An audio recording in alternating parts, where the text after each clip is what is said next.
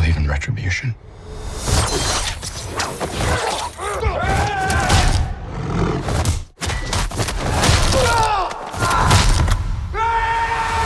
There is parts of Daredevil and Matt Murdock that I absolutely adore. And, you know, this is one of the characters in the comic books that has a strong faith and belief in the Catholic religion. Wilson Fisk is a fucking monster, bro. Bloody, I know what scene you're talking about. Yes. Oh my God. What the I fuck? was like, what? I've never seen that before. But we've seen some violence in these day and age. They're thinking about new ways of killing people. But This I've is never Disney, seen bro. the scene between Daredevil and Punisher when he first comes into the scene. I think in my opinion, that's the greatest, I think, dialogue between two MCU characters. I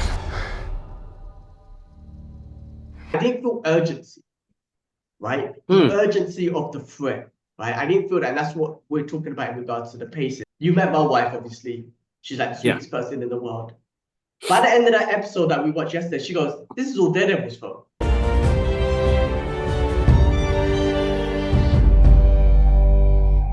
What's happening, people? Welcome back to the Brothers Geekout review. And today we are reviewing Daredevil Born Again.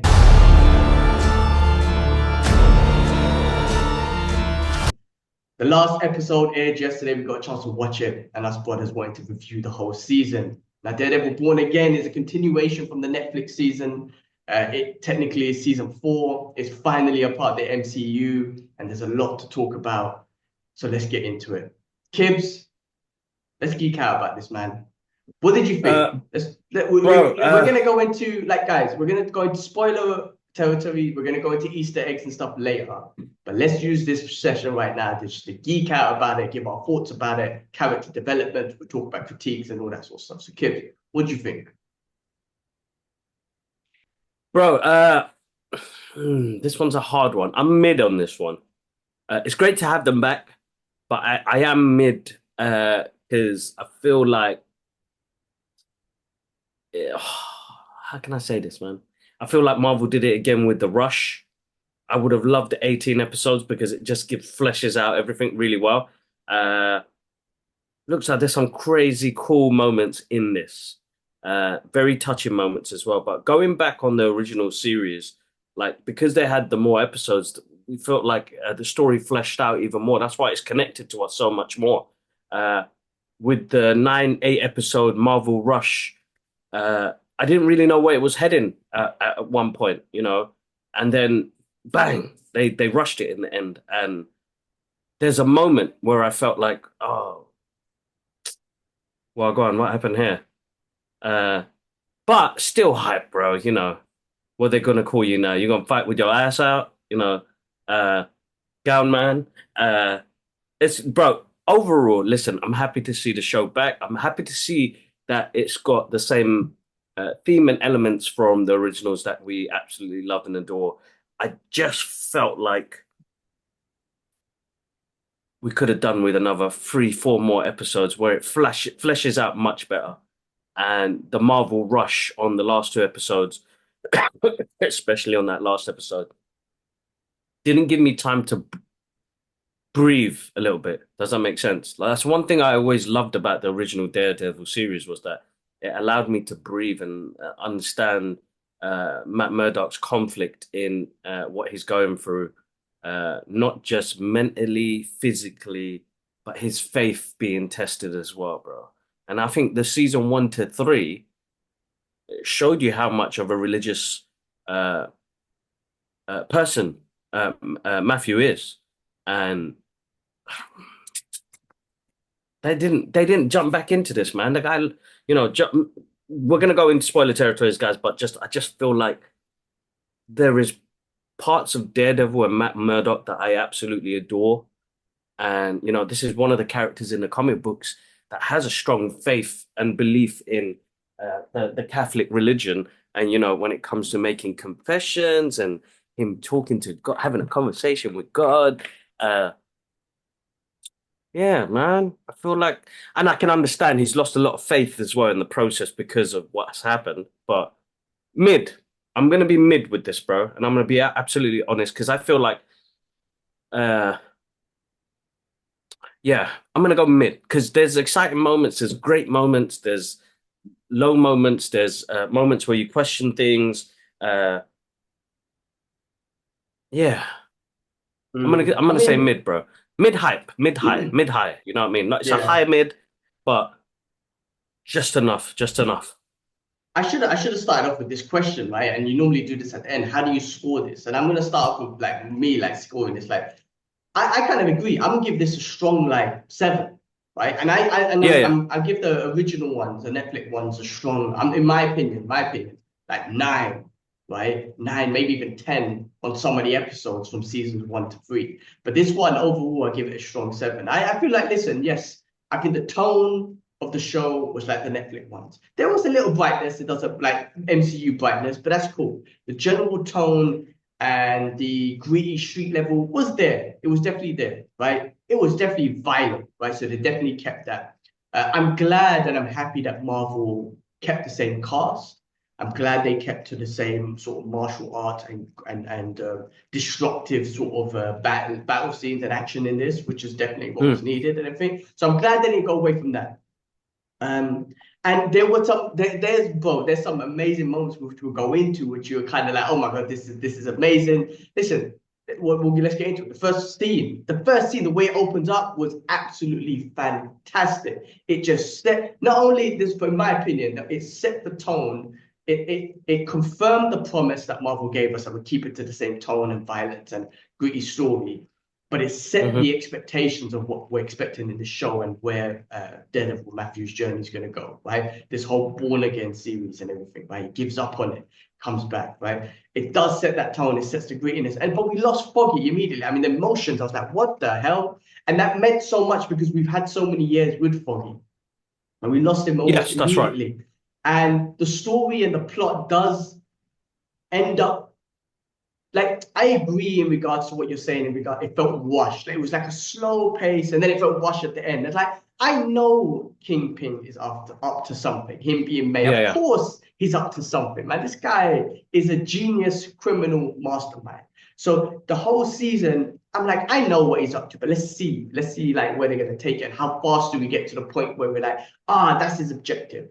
My issue is like they got to that right at the end. Okay, cool cliffhanger, season 2, I get it. But you could have given, I kept on saying throughout the whole show, I didn't feel urgency, right? The Mm. urgency of the threat, right? I didn't feel that. And that's what we're talking about in regards to the pacing and whatnot, in my opinion. I didn't feel the urgency of the threat. The original ones, I remember like you immediately understand the urgency of the threat and it's just leading to it. Now, of course, I know Kingpin was the threat. Of course, I know his army was the threat. But that whole army that you saw at the end, he had a full-on army at the end of control of not just of New York, basically. Like you're leading to that. It just wasn't expressed as much until the end. Maybe that was a strategy, but I feel like there was, I wouldn't say wasted episodes, but I would say there were some episodes that were just kind of like you could have given me more to feel like, all right, this is great. But I think overall, listen, man, overall, because I'm getting into the negative part of it. I think the show was absolutely awesome. I Yeah, do. yeah. I think Matt,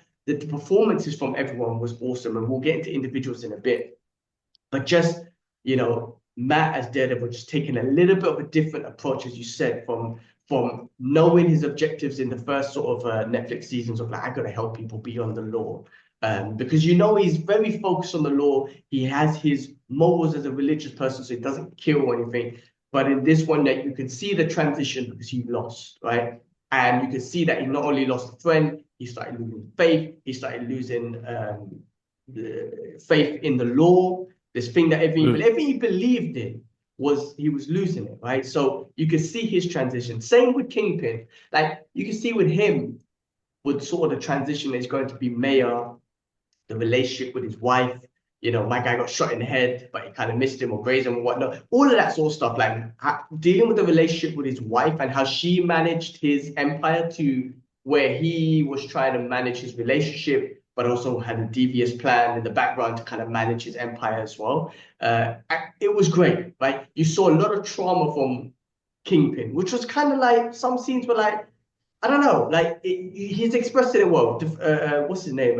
What's the actor's name? He smashes it. What's his name? Michael D'Onofrio. D'Onofrio. I think it's so great. He solidifies our Kingpin. I think so. He There's does, he does, he does. a lot of vulnerability in Kingpin. So I am still waiting for that Kingpin who is just the confident. I'm done with the past. I'm done with the vulnerability because my only thing is we did have 3 seasons. This is 4th season. You didn't, in my opinion, we don't. I already know them. I know they're going through change, but I already know them. You know what I mean? So I'm like, let's get to that confident Kingpin. You know what I'm saying? This is what I love about the Punisher. Yeah. Which we'll get into. So I'll finish with this part. This is what I love about the Punisher. Even though we constantly get expressed and they do an amazing job with certain scenes we'll talk about, especially that scene. I think, well, we'll talk about it. The scene between Daredevil and Punisher when he first comes into the scene. I think in my opinion, that's the greatest, I think, dialogue between two MCU characters that we've had in the MCU, in my opinion. Because the emotions that touched on. But this is what my point with the Punisher is like, you know, he's already set. We know what he's into. Yes, he's emotional. Yes, he's angry. Yes, there's all of that stuff. And I love they portray that and why his motivations are doing it. But I already know his motivations and he's set. With Kingpin, we're still seeing vulnerability. And we've been seeing that from season 1 to now. And I'm just kind of like, all right, keep showing it, but there's too much of it. I want to see Kingpin, right? And I think at the end, we got that. But I don't know what happens in the next season. Are we still going to be like vulnerable guy making his egg? I like that sort of stuff. But it's kind of like, well, man, give me that raw Kingpin who's like, I don't give up. Which you saw at the end of this one.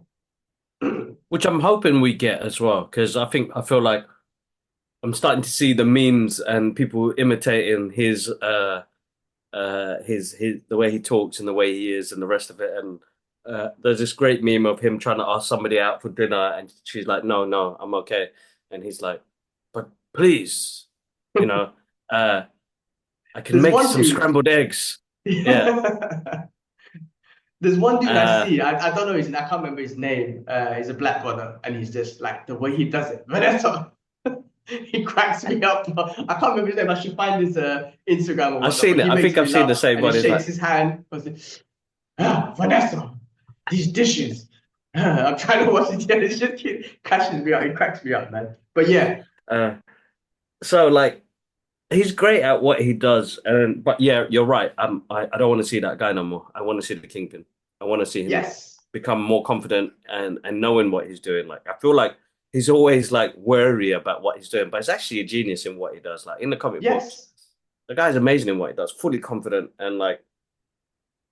I'm interested to see where he goes next because we've seen it in like the Spider-Man cartoons. You know, he has a big place in New York, and when it comes to power and government and all the rest of it, it's where he goes from there. And I just want to see the more confident side of things. Yeah, no, that's I think that's one of the main things as well. The pacing again, Marvel got this really bad issue of pacing, and I know it had some issues during the time it was filmed and. I hope we don't have to wait another 5-6 years to see season 2 and give us more episodes. We don't need 8-9 episodes. You're rushing it. Give us 14-15 episodes at least. How many? The Netflix ones were like 14-15 episodes, right?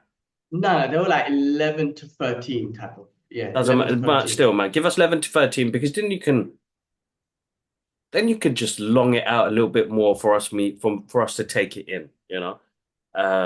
And I can understand filler episodes, but I feel like even in this 9-episode season, you put in filler episodes anyway.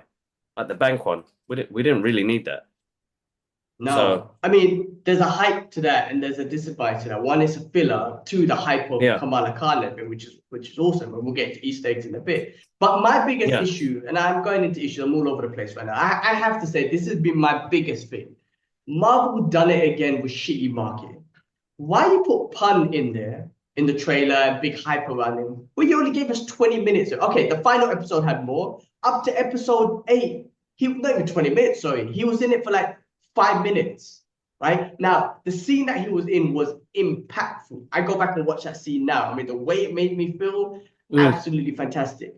How much better would it have been if you didn't tell us he was in it and he showed up? But especially as a Punisher fan or just a fan in general, that he shows up. And you're like, oh my God, it's Frank. And they had this amazing moment because I still think that's one of the best dialogues I've seen with 100%. Or comic book characters in general, right? Yeah, 100%. What I love about what they do, the power. Yeah. Yeah, man. With what John Bernthal brings out with his character and the dialogue that he brings out is you're really getting to know why the Punisher does what the Punisher does. He's not just a murderer, he's not just a killer, he's not just a vigilante, he's more than that. There's something in him. And I don't blame him because in the real world today, we see shit that happens. And if that happened to anyone else, they would do what the Punisher does, right? And he expresses that, right? But I think that was shitty marketing again. I'm sorry, man. And we spoke about this before. Why put him in there when he's only in there for 5 minutes? Right? Because at least in Daredevil season 2, he was in the trailer. Cool. My guy was in almost every single episode. Got it. He's a big part of the show. In this one, he's not part of the show. And I'm not saying like it's a Daredevil show. I'm totally cool with Punisher not showing up. But if you're gonna show me with Punisher and give me much hype in the trailer, and then you only give him 5 minutes until the end, until the last episode, I'm like, that's bullshit marketing. You should have just left it and let me freak out even more when I see him. So this is where I feel like they get the marketing wrong. And like even me, I've started to, it's crazy to see this. And I never ever thought I'd do this because I get so excited. I've started to follow accounts that do spoilers of teasers. I'm unfollowing companies, toy companies, and marketing companies because I don't want to see no more trailers no more. That is crazy, bro. Like I never Same. thought we based it on like doing reactions and stuff like that. But I've now come to a point where now, like to be honest, I'd rather do a reaction for like a standard romance comedy action film than do anything for superhero genre stuff because we're getting everything spoiled for us. Everything's put out on a plate for us. Now, I know the reason why they do that is I think the media industry is struggling a little bit. And it's like, give it to them on a plate. Tell them it's happening. Tell them it's happening. But Kevin, man, Feige, anybody from Disney marketing, please stop. Honestly, please They stop. don't need to do it. Bro, You don't need what to did do it. phase 1 to 3 tell you, right? Because they done no spoilers, they kept everything secret. Those end cameos and whatnot, you didn't know who was going to show up and whatnot. They didn't expect, and it worked amazingly. Now it's like they have an expectations of like we need the billions, so we need to like get people in. No, what got you the billions is actually keeping it all a secret, getting people hyped, random cameos showing up, and you having the cinema screaming and whatnot.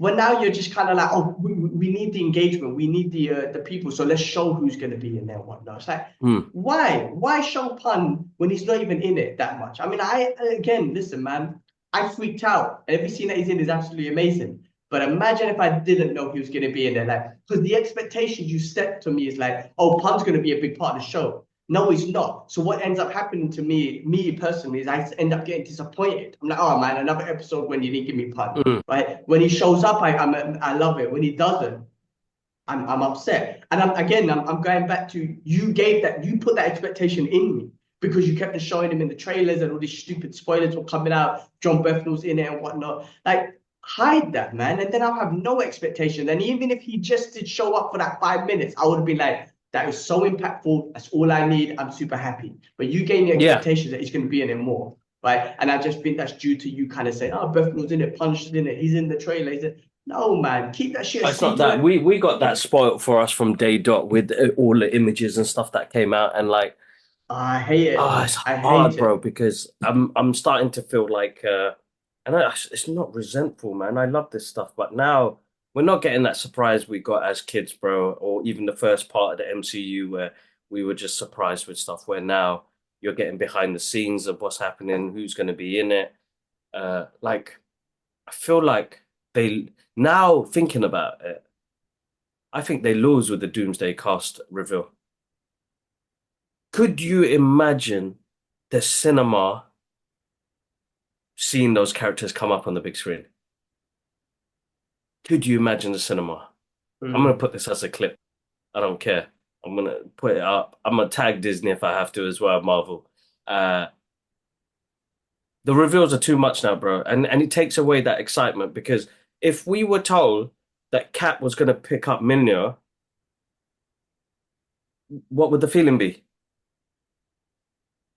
Exactly. What would the feeling be? Would I have that scream, that standing up moment where the whole cinema scream like, bro? We're not getting those moments no more because you're giving it to us in the marketing and trailer. Yeah, and Marvel gave that to us. So how did you lose that? You guys gave that moment to us. So how are you now losing it by just spoiling everything? I just don't understand. You know what I mean? Like, because that's the sort of spoilers that's the sort of things where you want to have that moment in the cinema.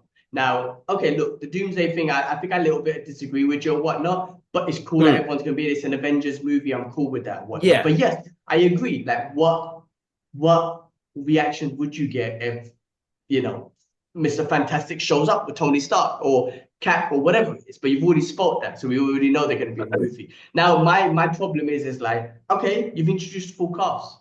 How long are they going to be? Like, are they going to be 2 minutes? Because if they're 2 minutes, you should have kept that secret. That's a shout out moment. If they're a long form of the movie, cool. But again, if it's a 2 minute right at the end, and I'm like, should never have spotted that. Should have left that as a hype.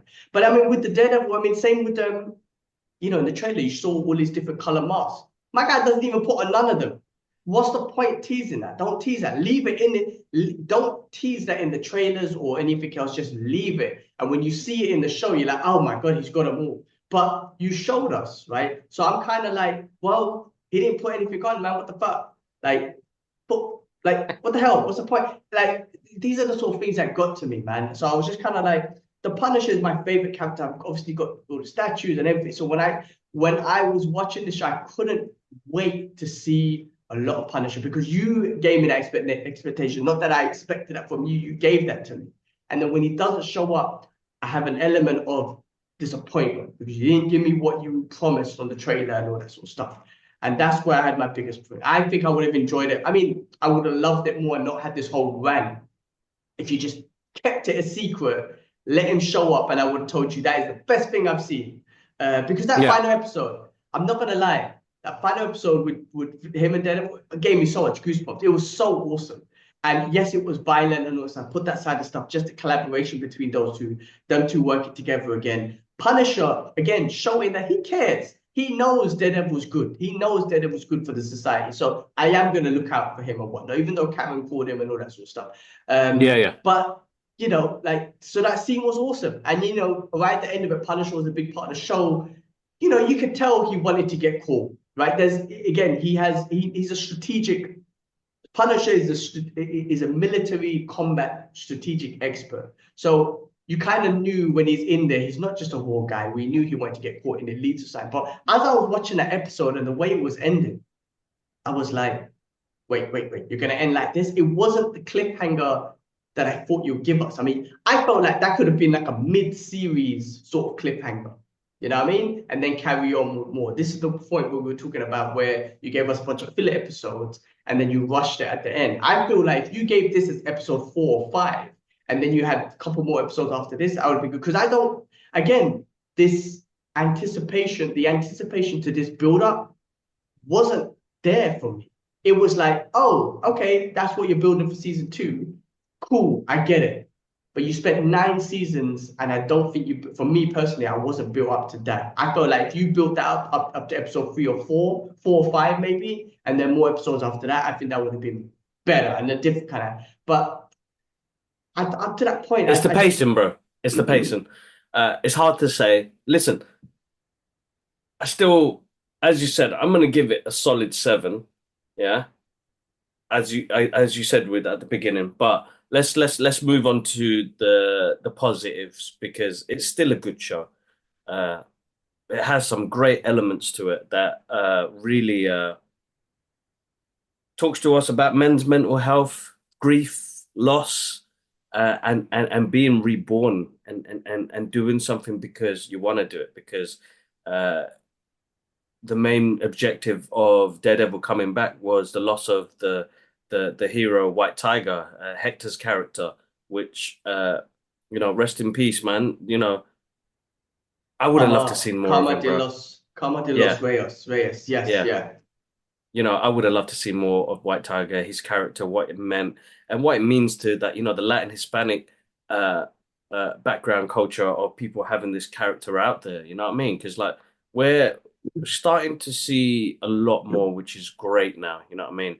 Uh, and it means a lot to people. I know due to his passing, they had to change some of the script and the writing and what was going on. But I felt like it was much more powerful as well to what it meant to Daredevil because You have the character Muse in there, which I kind of feel like again was a throwaway character, and we could have had more to it. Yes. Uh, and I feel like his character is a compelling character as well. Uh, it's a tough one, bro. But the positives, bro. The fighting scenes, seeing Daredevil come back in the costume, uh, like it still had me ramped up. And I know the scene we're going to talk about is a scene that everybody's going to talk about is the conversation between Frank and Matt when he goes to ask for help, but really doesn't know what to say. And in the process, Frank brings out this rawness uh, out of him to make him understand that, like, you didn't win nothing. That guy's still eating shit and breathing air. You know what I mean? You didn't do nothing to save your friend. And what honor do you have in being able to do that? Because there is the reality of good and bad, killing somebody, not killing somebody. But how far do you take it? And like, we saw it in the last episode where even during that fight in Matt's place, which got fucked up, he still hit Frank a couple of times so he doesn't kill people, but kind of let him as well at the same time. And what I love about Frank's character is he's just raw. He doesn't care. He's ready to go.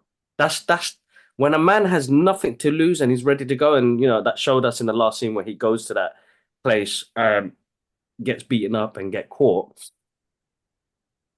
and telling all those cops that you guys are clowns. I love that Mm. scene. You guys are clowns. But the the fact that Matt hasn't grieved properly over Foggy and can't seem to accept the fact that, you know what, I should have killed. I could have and felt a bit better, but what is that going to bring? Because both ways, bro. More money, more problems, right? Uh, so it's like that goes with, having to make the decision of your first friend just been killed. Do I kill this guy or not? How do I live with my life if that happens as well? Because remember, that's a psychological damage that you're causing to yourself as well. But that's both ways, whether you do it or you don't do it. The guy's still suffering. He's lost his best friend, his brother. You know what I mean? And I think uh, two men having that conversation, as hard as rough as it was, he was going to the Punisher to get acceptance to try and get that acceptance of did I do the right thing or not, or to chat about it as well. And Mm. uh, emotional scene, man. And I think John is, I've got to say, bro, out of all the casting of like all the Punishers, uh, he's done it, bro. He smashed it. I think he embodies Frank really well. The pain you can hear it. I mean, John Bernthal, when you see him on the screen and movies and stuff, you're like, okay, you associate Punisher to him straight away. As much as I like Ray Winston, rest in peace. Not Ray Winston. Ray Stevenson. Stevenson, Ray yeah. Stevenson. Winston is the short English dude.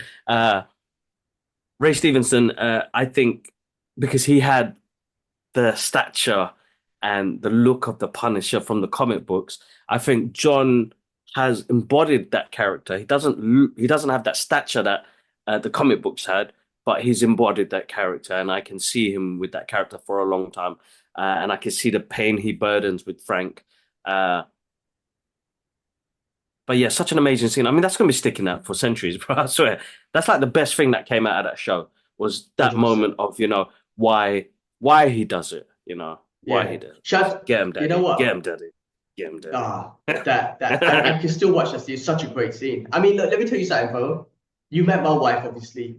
She's like the Yeah. sweetest person in the world. By the end of that episode that we watched yesterday, she goes, "This is all Daredevil's fault."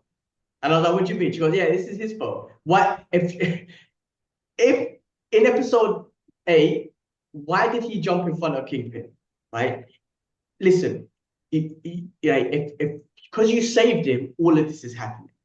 Right? What's happening right now? If you just let him be or let it be, then none of this will be happening now. Poindexter, Bullseye would have shot him, nothing would have happened. For my wife, who's the sweetest person in the world, to watch this whole show and be like, I agree with Punisher. It's your fault. It's Daredevil's fault because of your morals and whatnot. You're conflicted between your morals. And again, it's not good to kill and hurt anyone and all that sort of stuff. But when you got these real life villains who are willing to sacrifice millions and millions of people or hurt anyone they want, like you have to really find the justification between that individual's life and millions of other people. And if there are villains, and if you don't want to kill them, you could have just let another villain kill another villain, and you could have, but you have to jump in front, and all of this kicked off, and you know what I mean. So I found that very interesting that she sided with Punisher. But this is another great thing about John Bernthald's Punisher. He's humanized Punisher in a way where we've never, because Ray Stevenson, it was a movie. I love that movie, Warzone. I'm not gonna lie. It was the Punisher on a mission. There was nothing else to it. We didn't need to know about his background. For me personally, this allowed John Bernthal what because they've had a lot more time with the Punisher. They've really told the audience that he's more than just this guy with a gun and a scourge. He's more than that. He does that because he has a mission in his head. Yes, he's got set war on the streets, but why? And why can't he get over it? Because he says that he hears his son's voice in his head every single day when he stops. It's something, go get it. Like, that's never going to leave a man. That's never going to leave anyone when your family's been brutal. And they express it so good. And it gives me goosebumps talking about it now. Express it so good in the show. Like, they really made Punisher understandable for what he does. You don't agree with him. I don't agree with him. But you make it understandable why he does what he does. And even with someone like my wife to be like, yeah, this is Daredevil's fault. If he's listened to Punisher or done it the Punisher's way, it'll be over. But that's the whole point. You know what I mean? There's a confliction between that's right. Punisher that's right. But I do think that scene that you spoke about, that it is the most impact. I've mentioned it 4 times. The most impactful scene I've seen in the MCU. I think compared to the whole MCU, in my opinion, because it really showed what these two people are going through, who are almost on the same. They're the same, but on opposite lines of the spectrum. And one is just raw, because that end scene when they were fighting, you know, when Daredevil was like the guy, he found out who the guy who killed White Tiger. Hector, yeah. And then Punisher was like, Punisher's such a bad influence. He's like, oh man, just do it. Just do it. And he's like, no. And you know what I mean? But we don't, it's great to see like Daredevil, he's still got his morals, no matter how, because he lost it. He was one bad day away from becoming Punisher. That was a lyric that Punisher used. And he had that bad day when he threw Bullseye off the building. Yeah, exactly. Said, yeah. I did want to kill him. But do you know what probably saved him? And maybe it brought some of his faith back in some weird way, that he didn't die. And he didn't have that burden. Because I reckon if he killed Bullseye, he would have been like, oh, I've done it now. I'll have to kill all these motherfuckers. You know what I mean? But there's something in faith. I don't know. That's what I think my theory is. Something in faith to tell him, no. Like, you are not that person. And I'm not going to... Listen, he's a religious guy, right? I'm just thinking from a religious perspective, from my perspective. Like, he lost it. And his faith, God was telling him, I know he's a bad guy. I'm not going to kill him. I'm not going to allow you to kill him, because I don't want you to become what you don't want to become, which is a killer. You know what I'm trying to say? This is how I feel about it. You know what I mean? And I think he was saved by his religion. He was saved by God for him not to go on a killing rampage, because he can kill. He didn't kill anyone at the end of the day. So that's my opinion. Yeah. You know, he's still a faithful dude in regards to his religion. He still has his principles of that. And I think that was important because, you know, it's cool if you go around killing everyone, but it's also like his morale, man, because you still want to see him as a hero. He's not what you know, just your normal, you know, he's not a killer. And with Frank, going back to Frank again, that scene when he's just sitting there and you've got all these idiots with these basic logos. They all look like they tried to draw it and they messed it up. They look like Squidward and whatnot. And he was like, you idolize me? You idolize me? Like, you don't know what I'm going through. You don't know the emotions I'm going through, the hurt that I'm going through. That's why I do what I do. You guys have no idea what I go through. You're just copying me, but you don't know why I'm doing it, because of the emotions that he's going through. None of you do. And that's why I think he sees them as idiots. And I agree with that. He sees them as idiots. That you don't know what I'm going through. But yeah, they have no respect. Like, again, remember, Punisher has honor. It doesn't matter if yes, he's a vigilante. He has honor, and he'll do whatever he can to help, the innocent people. But that was a great scene. That was a great scene and expression. But I do think that the confliction between Daredevil, I know he was born again and whatnot. We need to get to a place, and maybe this end of this season was that place where, like, cool, I've made the decision of who I am. I'm back. We'll do it. Let's move on. Yeah, no, definitely. I'm looking forward to the next season. Like, still not going to stop me. Uh, just Marvel, sort out your marketing and allow the misdirection, because this is why you guys get bad reviews and toxic fans in the comments saying, like, don't do this to yourself. I feel like the marketing does it to themselves. But listen, the growth of each of these characters, to see the journey of Kingpin being made, like you watch it and read it in the comic books, you see it in the cartoons. It's amazing. You know what I mean? Him and Vanessa's relationship and the struggle they had while he was away. It's good explanations on how the larger MCU works as well, which is great. I think Vanessa is a badass, bro. Like she became the Kingpin. You know what I mean? She grew massively, and still want to know. I'm still trying to understand. So, did she set up Fisk to get killed? But then the guy got killed, and Fisk knows about it, but he's like, it's my wife. Like, I don't understand that. What are you talking about? Which scene set up by get killed by who? When she gave him the address for him while he was eating dinner to that Oh, other no, no, gangster no, to no, come. no. She set that dude up. I don't think she set up Kingpin. I don't think so. Oh, right. I Okay. think she set up, because end of the day, she is loyal to Kingpin. She is loyal to Wilson. That's the one thing about these two. Even with Wilson Fitz, he's super loyal and in love with his wife. And in this show, there was kind of like, is he loyal or whatnot? She showed that he is. I know she was with the other dude who they end up killing or whatever, but he went missing. She thought that he died after Hawkeye. We'll get into Easter eggs and stuff later, right? She thought that he died, so she kind of, and I Moved think on. she was loyal to him to keep his business going. And she's like, as you saw in season 1 to 3, not only did she fall in love with Kingpin, and not only is he manipulative and all that sort of stuff, but he showed a loyalty to her, and he brought out, just as he did with Bullseye in season 3, he brought out the real Yeah, bad yeah, side of her, and he done that well. She's awesome. She's an awesome female Kingpin, because she was absolutely, like, yeah, she man, the strategicness of what she did, and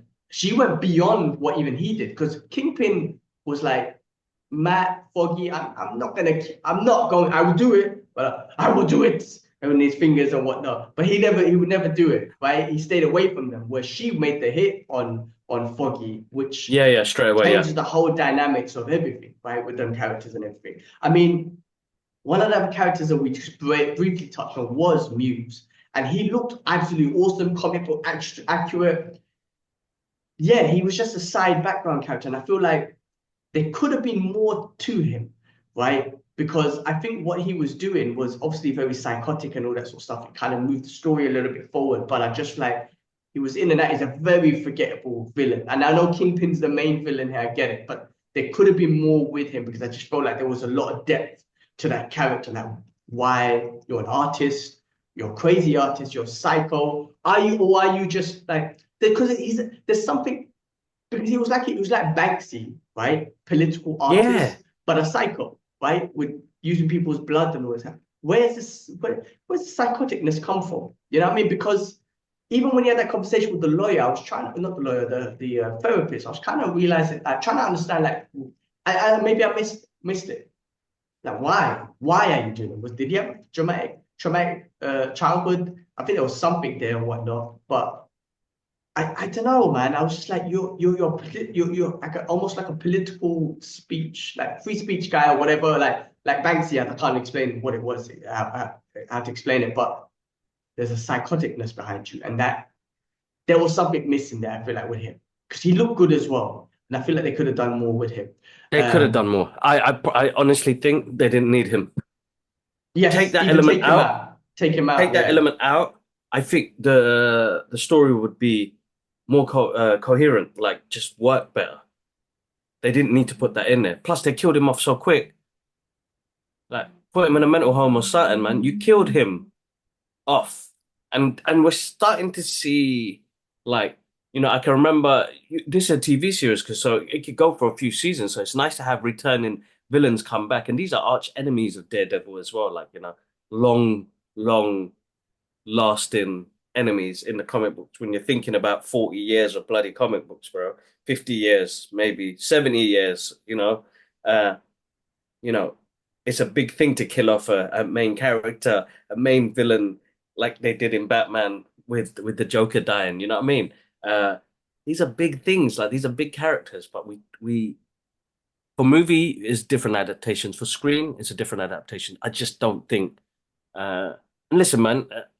Yeah, I just don't think it's needed. But I'm jumping on.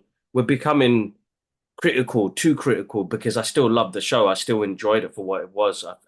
It gave me the thrills and the excitement, and great to see Charlie Cox and Michael returning back in these roles, and John Bernthal and Karen coming back in again, and you're seeing all these returning characters, and you're like, all right, you know what, there's more I love about uh, us being able to have these TV shows, movies, and the universe is extended to such an extent, bro, man. Like, it's crazy, bro.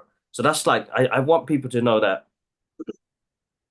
there's the goodness that comes with this, but there's the reality of what it's like for somebody who's been with the journey right from the beginning to now. I'm actually, oh my God, I'm actually agreeing like my dad would agree. You know what I mean? Like, I'm starting to feel like, yeah, them old Sergio Leone westerns are actually better movies than they are now that we got coming out. You know what I mean? Mm. And Which listen, is we interesting take.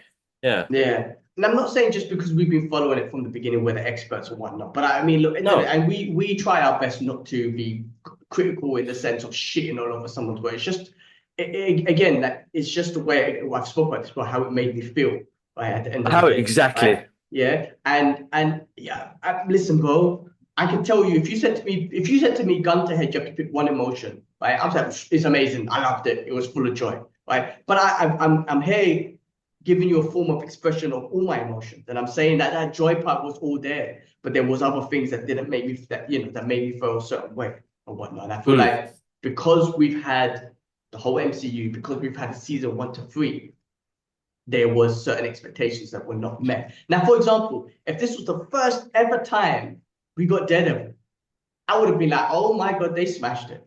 They smashed it. That was the Mm. best. But because we've had Daredevil for the last couple of years, and forget Ben Affleck's one, with all respect to Ben, there's an expectation that's already set. You know what I mean? So that's what I'm saying. If this was the first ever time, it would have been 9 out of 10. In my opinion, it would have been, but it wasn't. And I just feel like when it wasn't, when it hasn't been, and you've given us 3 seasons of this, we need.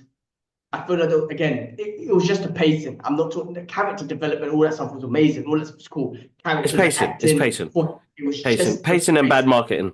Pacing and bad Yeah, marketing. that's That's it. what I'm gonna put it That's at. what I'm But saying. other than that, like, fully moist when he fights, his martial arts is Oh, really good. They pulled out on some of the scenes as well, which is great to see. Wilson Fisk is a fucking monster, bro. Monster. bloody! I know what scene you're talking about. Yes. Oh Oh, my I was like, God. what the I was fuck? like, what? I've never seen that before. But we've seen some violence in these day and age. They're thinking about new ways of killing people. But This I've is never Disney, seen bro. that. Oh, I know Disney. it's a Disney Plus. Oh my You know, God. there was a scene that I was like, okay, so the scene in Matt Murdock's place, I was like, oh my God, it's violent, but reason why it's in the dark, so there's not much Bro, he shot him in the head like bang, 6 times. bang, Oh bang, my. bang. Yes. Yeah. Yeah. And then the other one was when he goes to I can't remember the Red Sox or whatever the area is, and there's a car that drives past. You got one of the cops looking around, bro. All I saw was knife guy in the throat, come forward, and the blood just went everywhere. Now I know the reason why they shot it in dark, because they don't have to put red on the blood. It just looks like black juice. There are Mm. some scenes where you see the redness, but they get away with, like, what's the word, ratings and stuff like that. But pretty shocked on the level of violence in here. Now, again, the trailer, Uh, I didn't expect to see that from Wilson, and I know he's a strong brother, man. But head smash, bro, that was next level. I actually felt sick a little bit. I know. I was like, oh, like for some weird reason, I would have preferred to see maybe he smashed the head and that's it. Then the jaw go this way and that head go. I was Yeah, like, yeah, what? I've never seen that before. I mean, listen, yeah. the first thing my wife was like, well, how come in Hawkeye that girl was able to fight him and he could do that? How did he get so strong? And I'm like, let's not talk about that.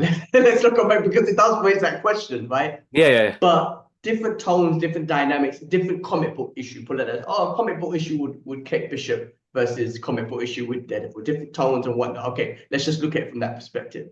But bro, they listen. They didn't. They gave us what we wanted with violence. That Right? made me Because fearful of his character as Kingpin because that's where I yes, see the confidence level kicking in. Because and that's it what I was like, feared, and it made everyone else fearful that was under him. They're like, oh shit, I'm in now. I can't get out. Like, so some of those offers were almost like instant regret. And after seeing that, they're like, shit, I think I fucked up, but I can't do nothing now. Do you know what I mean? Like no, you that's saw it, it in man. their I'll get my head faces. popped, man. Oh my Butters. God. Uh, so Well, I like mean, look, that. Yeah, yeah, no, I mean, listen, that's what I'm saying. Like it's so much, and I'm not saying that's joy, but there's so much joy from watching this show, these characters, because it is exactly what we wanted, and loved and whatnot. It's just the pacing of the story. I feel like we could have got to more. Oh, and yes, you're gonna give us a season two. Awesome, that's gonna be amazing. I just don't want season two to go back to where we were. I can't remember what show it was where we're. Oh, it was Joker. Sorry, Joker 2, where it just went back, right, rather than giving us Mm, more. Okay, we're at this point. Let's not go backwards. All right. I'm not saying we exactly. shouldn't have visions of the mental health and the trauma that they've been through. Add that in. Just don't waste time on it. Let's move forward to where it is. The expectations of season two. Okay, he's going to build an army. We need an army. Daredevil needs an army.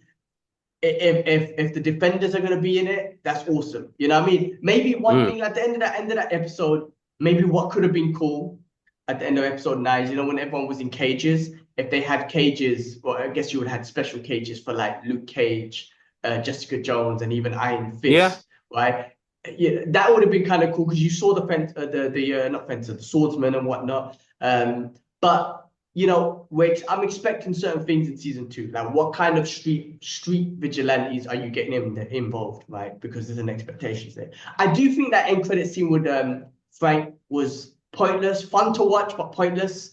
mm, Of course, again, I knew Frank. The only reason why Frank would get caught in a situation because he wants to get caught, right? Otherwise, he knows. Otherwise, because Frank's not going to go in and get himself killed, even though he's reckless. Like I said, very strategic. I knew he wanted to get caught, but that end scene just to show that he broke out. It's like it's not really a big spoiler, guys. Of course, he's going to break out. Like we know that's going to happen.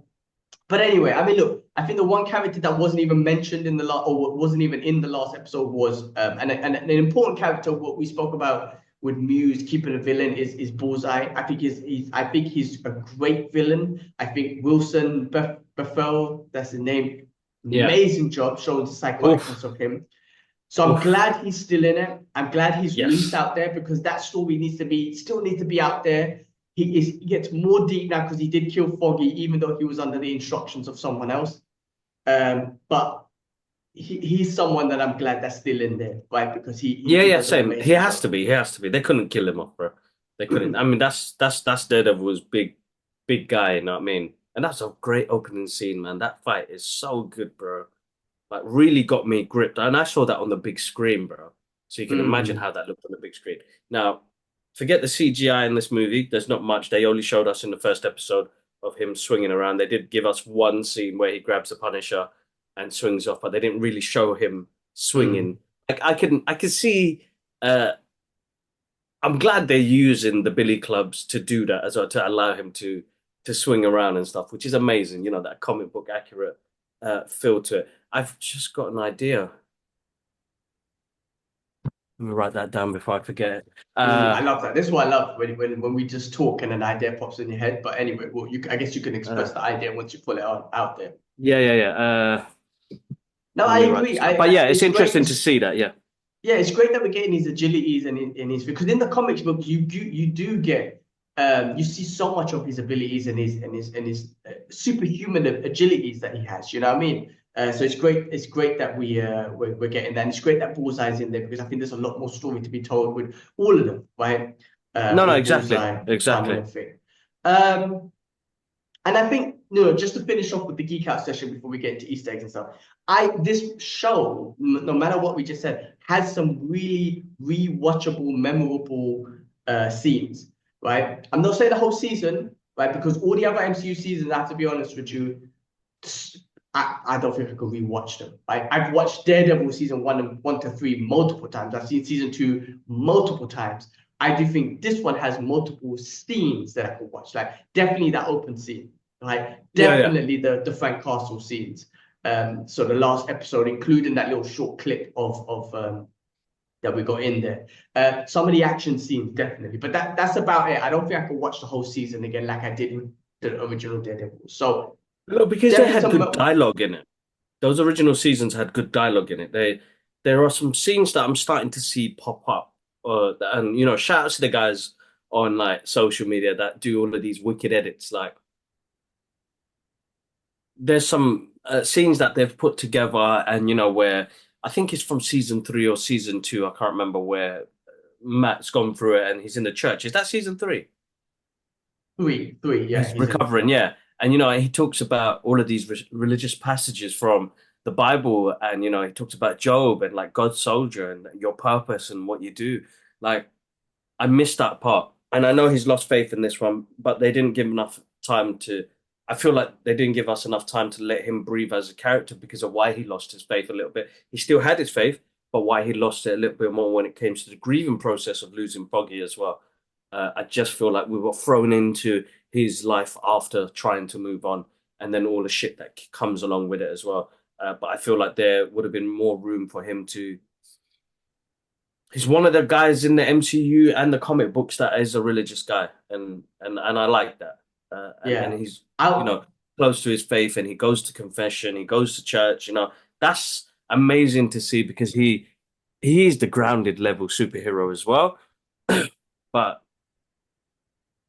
I connect more with Matt with his everyday struggles, not just because he's blind and what he has to go through, because my guy got the super senses, which they tweaked up in this a little bit, that you get to hear and he clicks his neck a little bit. He did that before, he clicked his neck a little bit, but the surroundings, the imagery looked different as well. Even when Bullseye came on the screen, did you see the color change? Yes, yeah, Turn to yeah, his blue colors, like stuff like that. I love that shit, man. So there's comic book elements to this. It's a great show to still watch, guys. Like, yeah. we didn't As, fully shit over this. We didn't shit on it. We're just saying no, no, it's it's just solid our views seven, and bro. opinions of what we see. Solid 7, bro. In my Solid opinion, 7. yeah. I We think that filler I think that filler bank episode would have been a better episode if it was about the year after Foggy got killed. That grievance and that's just showing how Matt kind of dealt with that, be it from a religious perspective, be it from an isolation perspective, whatever it is, because even Karen left him, so he was by himself. So I think that would have been a better episode to understand him a little bit more. But yeah, no, I agree. Let's move on to go through Easter eggs and comic book reference, man, because I think Yeah, there's yeah, go for it, bro. definitely worth talking about. So, first of all, Born Again, storyline from Frank Miller's comic, right? So heavily influenced by that tone and that plot, which is awesome, which we all kind of knew. Karen Page's role, and I got these comic book reference from online, so shout out to all you comic book people who get those sort of things. Karen Page's role as the catalyst is like in the comics, so I'm not too familiar with that character, but kind of merging into that character from the comic books. Matt breaks down and rebuilds mirrors the 1986 art. There's a character called the Fixer, right? Again, I'm not familiar with this character, but there's a villain that might be called the Fixer that might appear, and that was a couple of notes in this show. There Okay. was, excuse me, man, thought now. Possible notes to the Shadow arc if Mac's darker side is explored. Now, this is something I have read in some of the comics where Mac's darker side is explored, and he goes to this whole different like art and whatnot, darker side of it. I believe he comes out of that with the white costume, if I remember correctly. But it's a Okay. whole different dark place. Punisher's dynamics was obviously that was in there anyway. Some connections to the MCU, obviously Kingpin and his direct ties with Hawkeye, with Echo. He even mentions Echo as a daughter figure and whatnot, and so I think that was there. The blip was mentioned, and talking about the rebuilding Hell's Yeah, Kitchen yeah. and everything. So that's a big MCU thing, and it was mentioned, which is great. There was obviously the filler episode where we talked about Kamala Khan, Kamala's father that was in it, which is awesome. It was exciting. I call it a It filler was, it was, episode, it but it was. was super exciting. And I feel like I said this before. I think it's more exciting to have a father than Kamala because I think Kamala's vibe just wouldn't suit this right at this time. Right, her interaction with Daredevil would have been very different. So I preferred her father in it, which was fun, and it kind of Yeah, yeah. solidified Daredevil being part of the MCU. No, Kingpin, exactly, exactly. yeah, Kingpin mentions Spider-Man. He mentions the vigilantes, the one dressed as a spider. Like Yeah, yeah, that yeah, yeah. is huge. That is huge. That's massive. Yeah, It's yeah, yeah. amazing. And there was an element of me of like, oh, Spidey gonna show up. It would have been so cool or something. But that was absolutely amazing. The legal work involved in the Avengers cleanups or damage control of that was mentioned as well. Hmm. There was, oh, I mentioned the Spider-Man ones. Those were the ones I picked up and from the internet. I think there's a whole long other list or whatnot, but those are the sort of the main memorable ones I picked up in regards to Easter eggs and spoilers. So, final thoughts, bro, man. Final thoughts. I know we gave so much thoughts about it, but if you was to kind of finalize this in regards to who would love to see this, did it live up to the hype, worth the wait? Um, do you think what do you want to see more in season two? And invite, yeah, and any other theories and thoughts around it, just to kind of final thoughts on this on Daredevil season, Daredevil Born Again. So overall, great return of the characters coming back into this reality of the MCU. I think the cinematography and the way everything was filmed had a really good, stunning look to it. Take away the visual effects of what happened in the first episode. I think it's great to see Matt in his abilities as well as Daredevil as well, because we didn't really get that in the original series. It was much more grounded, and then we got a little bit in She-Hulk, and they elaborated more in this one as well, which is great. The evolutions of each of the characters as well, it's great to see that as well. Listen, man, great watch. I'm a big fan of these characters. It's great to see them visualized on the big screen as well. To see characters come from the comic book onto the big screen. Shout outs to all the creators that revitalized this character, created this character, and really given. I think what the guys have done in the show has, really given me a really gripping, action-packed crime thriller, which I'm absolutely loving. And it's still a great show. But as we said, seven. If we're going to score it, 7 out of 10, solid 7. There are some great moments in there, and great to see Frank Castle back. I think he's one of our favorite characters, and I think John Berthner absolutely smashed it. But overall, great show to watch, man. If you guys have not watched Daredevil, highly, highly recommended it. As I said, great action-packed crime thriller. With the elements of superheroes, but the issues with corruption, government, trying to work for the system, trying to fight for a system that doesn't really believe in what it's trying to do as a system. There are laws that are governed over laws, and things that loopholes that you could get away with shit. This talks about the corruption of New York City and how it runs the people down to the ground and keeps the elite up there higher, which we're going through anyway at the moment now, which is crazy. But this show shows you that from the ground level up. There's a reason why Matt is doing this, because the higher ups are doing shit over there to keep that system, the rich and the poor separate. Yeah, and not many people will see that from this show. But the more I see it, the more you see Kingpin was there, He rose up to where he is now. Yeah. So he knows where he's come from. And that's how the city works, and that's how government work. A lot of the people will come from these places and they don't want to remember where they came from. Kingpin always remembers where he comes from. That's why he's so passionate about moving forward in what he wants to do. But this is what you guys are going to get from this show. If you see it on that deeper level, I think when a lot of people just say, it's just a superhero thing and the rest of it. No, you know what? It's got different levels to it as well. It's interpreted, I would say, in the way you want to see it as well. But things that stand out for me, and I hope, people get to see this and enjoy it, but see it from the beginning.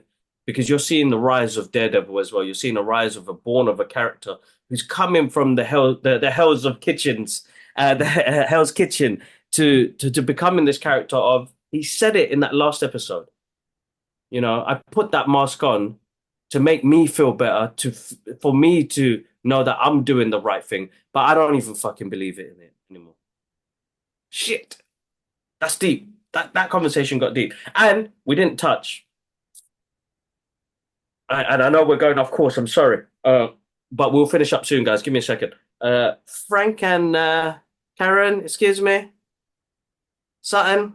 Was there? I don't know. I mean, Elliot said the same thing to me. I was like, nah. Frank's loyal to his wife. I don't think it was something there. They just kept in contact, right? No, I think they could have changed it up, bro. They could have changed it up.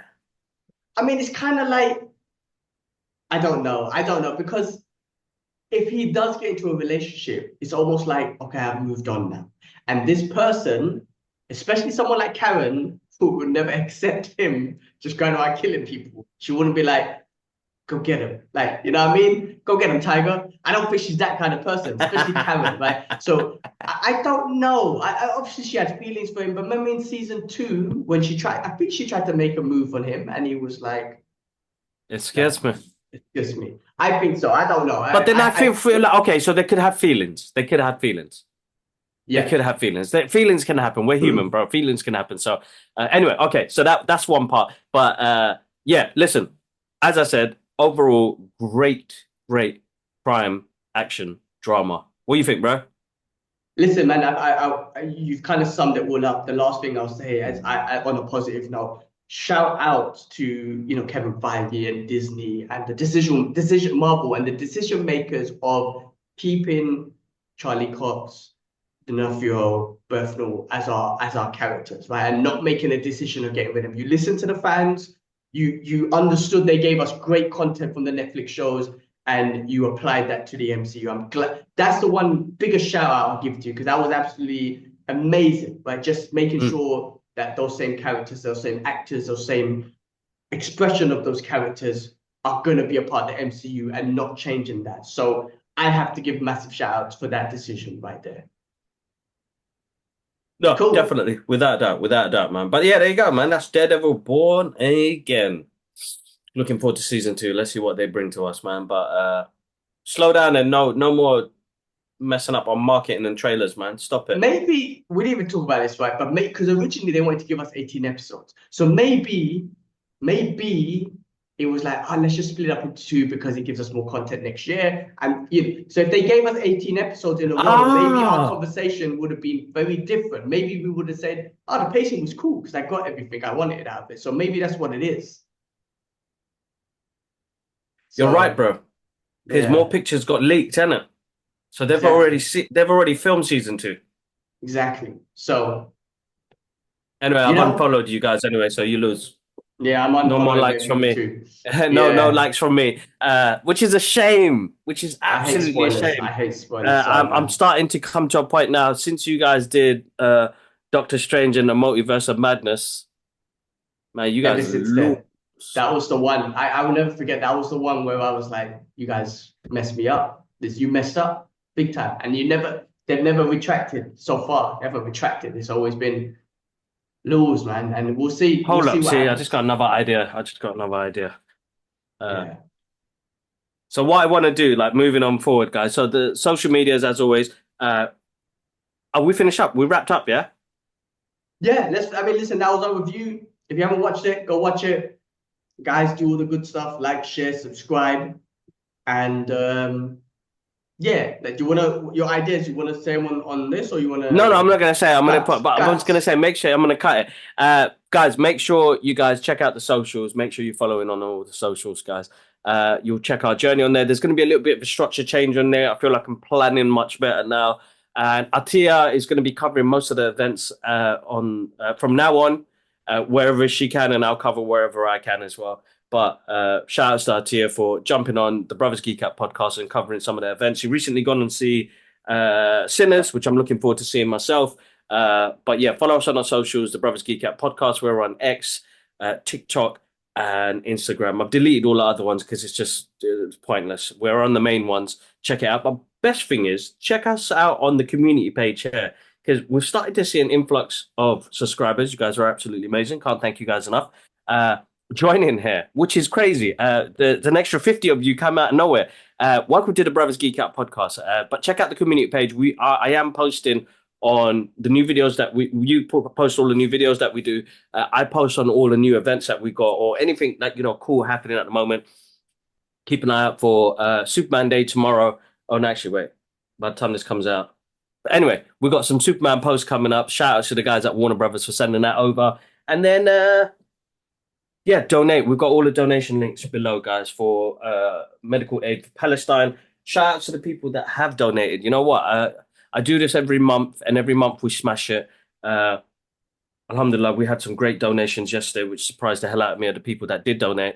But yeah, you guys keep surprising me. You guys keep surprising me. Anyway, all right. Have a wonderful, wonderful time. Hope you guys enjoyed that review and breakdown. But yeah, we'll catch you up on the next one. Peace. Peace.